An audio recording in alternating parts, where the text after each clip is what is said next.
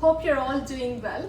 Today I'm going to share with you Rayalaseema special Ragi Sangati, and with that I'm going to share two side dishes for that. One is peanut chutney and the other one is we usually make it, we call it Kutu or Gujju in Telugu, but it's like, you know, it's like sauce, gravy sort of for the Ragi Sangati. It tastes really good. So let's get started. For making Ragi Sangati, we need ragulu, which are finger millets. I have very fond memories with Ragi Sangati because when I was a child, my parents, it's a staple food of Rayalaseema. Every Sunday we made sure we had this Ragi Sangati with the peanut chutney or the gravy I have mentioned. And now I am using the ready-made ragi flour, which we usually get it in the Indian stores, but they are really healthy. The nutritional benefits are abundant in this one. So let's get into the recipe. I'm taking ragi flour with this measurement. I've taken 2 cups of ragi flour. For that we need 4 cups of water. So I'm taking double the measurement, and then some ghee and salt. So before we start, I am mixing ragi flour with some water to make it into, so that once we put the powder into the boiling water, there is a chance of forming lumps. So for that, I am kind of using the same quantity of water and making it into a thin paste, so it won't get lumpy when it is in the boiling water.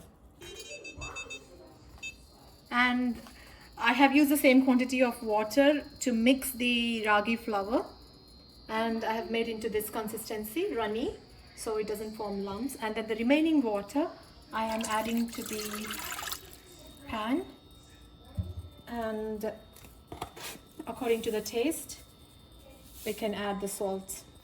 So once this turns to boiling, then I will add the ragi flour. As it is about to boil, I'm adding a little bit of ghee to it.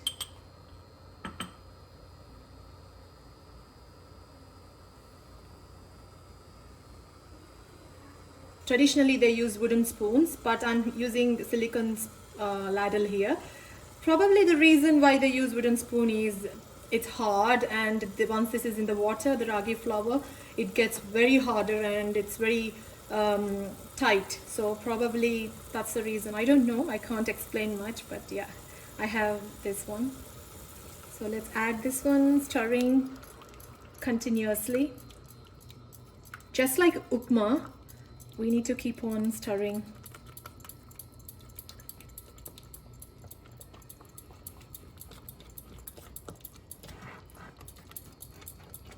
As you can see, it's forming like a thick paste.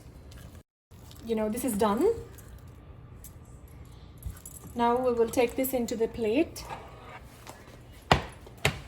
and form it into a ball. If necessary, we will use water. Dip the hand in the water and make it into the ball. So if it is lukewarm, in that hot, then it is easier to make lump. Otherwise, it becomes so dry. I'm dipping my fingers into the water because it's so not that hot, but it is hot. So just be careful not to burn your fingers.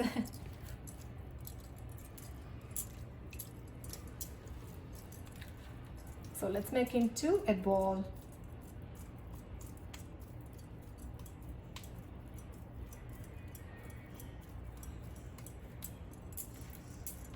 This is how it looks like, the Ragi Sangati. So the best part is serving. I'll show you in a bit. Now I'm sharing the peanut chutney for the Ragi Sangati. So let's get started with that. I'm going to turn the heat on. Preheat the pan. The ingredients we need, approximately 200 grams of peanuts, raw peanuts, and then a small size tamarind. I have soaked already in water for 2 hours, and now I've made it into a pulp. we need half to 1 tablespoon of jeera, cumin seeds. And I have taken 3 green chilies here. You can add or decrease according to your taste. And then for seasoning, I have taken some mustard seeds, turmeric powder, and curry leaves. Asafoetida, hing. We need approximately 1 medium size of onion and 2 tomatoes, small tomatoes. The pan is medium hot, so I'm adding the peanuts. Verusanaga gundlu in Telugu. Dry roast them until they are slightly golden brown. Take them off, I'll let them cool.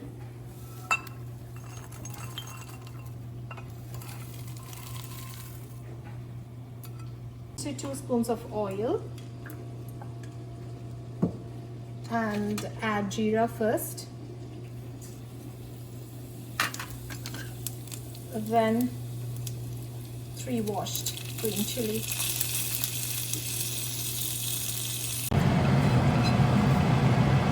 Now I'm adding 2 to 3 teaspoons of oil, and then once the oil is hot, I'm going to add onion. Now the onions are slightly translucent. This is the time when I add chopped tomatoes and tamarind pulp.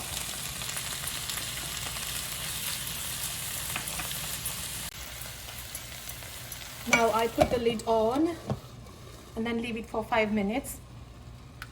This stage, I'm going to turn the heat off and let it cool for some time. After that, I'm going to blend all together into a thin paste. Everything has cooled down. I am transferring them into a blender and blend them into a fine paste. So it has to be a little bit thinner consistency because Ragi Sangati is usually thicker. So if it is runny, then it's much easier with the combination. And then I'm going to add some salt according to the taste. This much, and we can add as much as we need later. So I'll be back. I am ready with the chutney. I prefer it to be coarse and this runny. So I'll do the seasoning later. I'm moving on to the next recipe, which is kutu or gujju. And for that, we need these ingredients for dry roasting.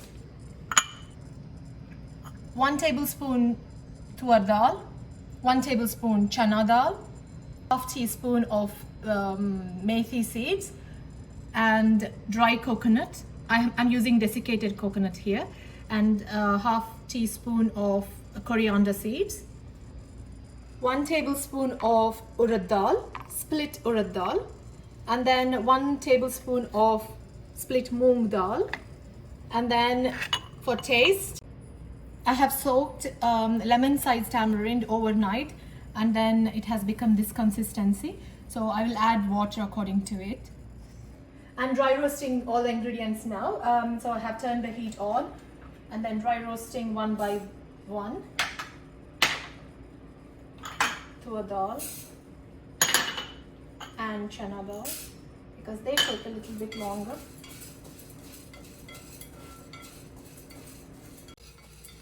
Now I can smell the aroma of it, and it has slightly golden brown.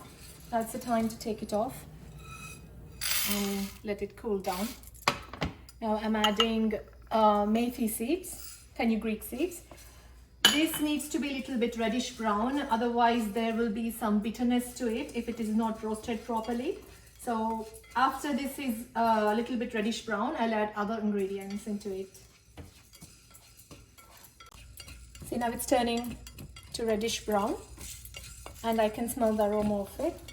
Now it's time to add coriander seeds and coconut flakes. Taking them off to a plate to cool it down.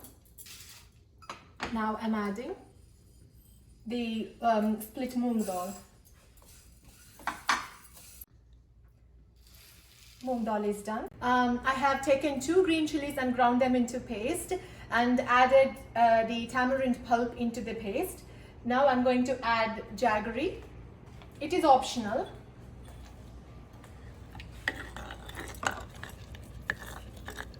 And then salt according to the taste. This is cooled down now. I'm going to grind them into fine powder for the kutu.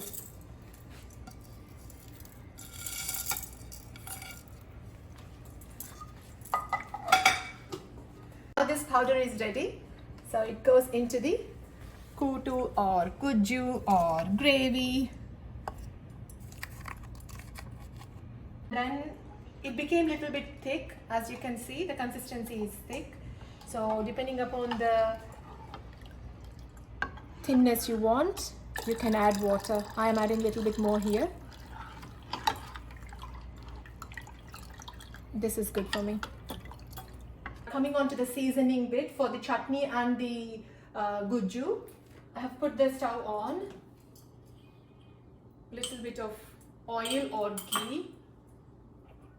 And then the seasoning stuff, mustard seeds, turmeric powder and some curry leaves.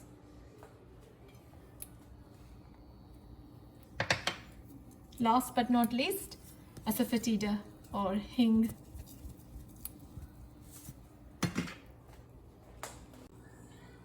Tempering on into the chutney and to kutu.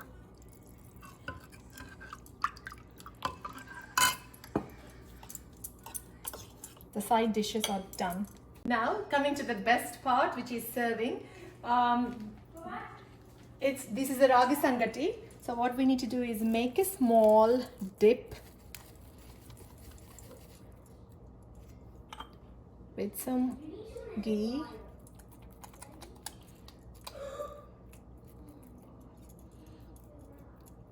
Like that. And then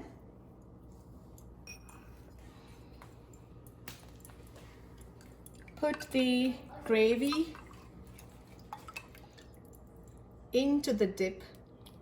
We used to eat like that, and it's all soaked into the gravy. And then with yummy chutney. This is Raagi Sangati with the side dishes. Hope you liked this recipe. Please definitely leave a comment below what side dishes, apart from these ones, what else you try with Raagi Sangati. Thank you so much for watching. I'll see you in my next video. Bye.